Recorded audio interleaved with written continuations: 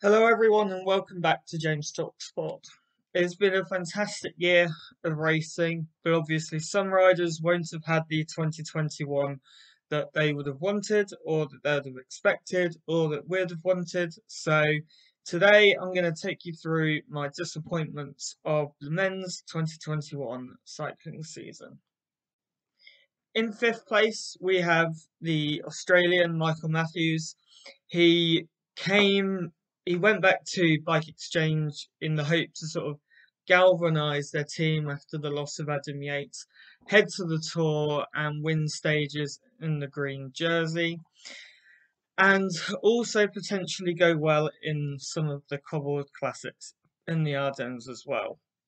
And he had some good results, but 2/3 in Paris-Nice, a fifth in Ghent-Wevelgem, a fourth in Amstel, and second in the green jersey at the Tour. But his challenge for anything never truly materialised. He seems to have lost his sprint. He seems to have lost his ability to climb. He seems to have lost his ability to to ride the cobbles as well. So that is why Michael Matthews is fifth on my disappointments for 2021. In fourth place goes not one rider, but the whole classics team for AG2R Citron. They came in looking to be a sort of quick step with Greg Van Avermaet signing, Bob Youngall signing, and then adding to the likes of Oliver Naesen and Stanza Wolf. But truth be told, their classics team had an absolute nightmare. They had an okay result at E3 where they were rightly criticised for their tactics of not wanting to work to try and help catch Casper Asgreen. And ultimately, it was their climbers and their sort of GC riders that really shone through in 2021. Will they improve? I mean, they're going to have to with the best result of fourth in E3 for Oliver Naesen and third at the Ronda for Greg Van Avermaet. It shows signs, but they really need to improve. And if they're both in that lead group or in that lead chase group, they need to work, even if it's just one of them working for the other. Moving into the podium now in third place, we seem to have the slowly ebbing aura of Peter Sagan away from the top echelons of the sport. Still a threat, but not really up there in the classics with Van der Poel and Van Aert, or up there in the sprints and the green jersey. Started the season after contracted COVID at Tirreno with an impressive fourth place at San Remo and win in Catalonia and then Romandy. But in the classics, he struggled, 15th in Flanders. Giro, he won a stage, but not really much else. He did manage to win the Ciclamino more because riders were going home. And after that, he was very inconsistent. 26th at the World Championships and 57th at Roubaix, finishing off one of, if not Peter Sagan's poorest seasons. Is the aura of Sagan disappearing? I think so. Second on this list, and just behind the winner, is Tao Geoghegan Hart. He obviously won the Giro in dramatic fashion last year, and he would have been on a mission to prove that that wasn't a fluke in 2021. And he's not really answered that question, but also things have happened that may indicate why. So, started off okay in Maritimes Alps before getting concussion while attacking in Paris-Nice, and he was never the same since. Came back too quickly at the Basque Country, where he was non-existent.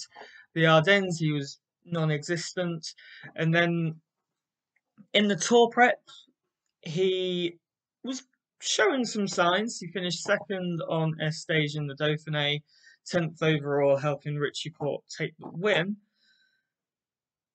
But the consistency wasn't there, and you can tell he wasn't going to be a GC rider. So you thought, right, can he do a job every day in the mountains at the Tour?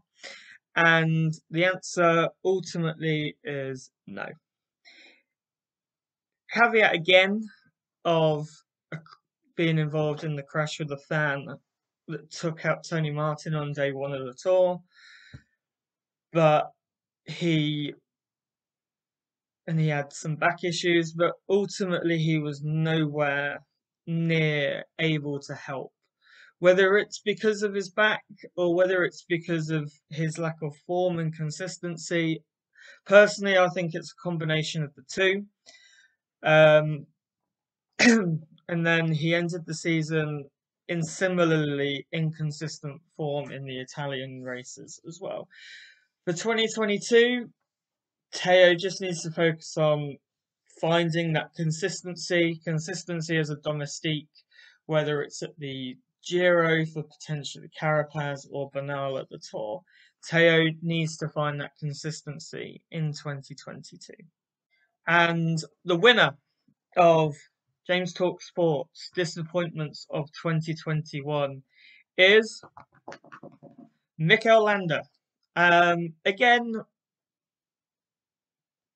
caveats can be applied, but we seem to always be applying caveats to Mikel Landa. So I think we can safely put him in the disappointments category. Started well in Tirreno with the podium, and then 8th in the Basque Country. And even his Giro challenge started off pretty well, being one of the few to be able to live with Egan Bernal on the Sestola stage. But then a bad crash took him out on stage 5 of the Giro. Could he have gone on to win? Who knows with Landa, but he certainly had the form. After that, he came back to win the Burgos. So again, we thought the Vuelta is going to be his game. He's going to be able to challenge Primož Roglič. But ultimately, it never materialized. He finished once in that front GC group, Pincon Blanco, where he finished with Bernal, Ciccone, Lopez, Yates, and Roglič.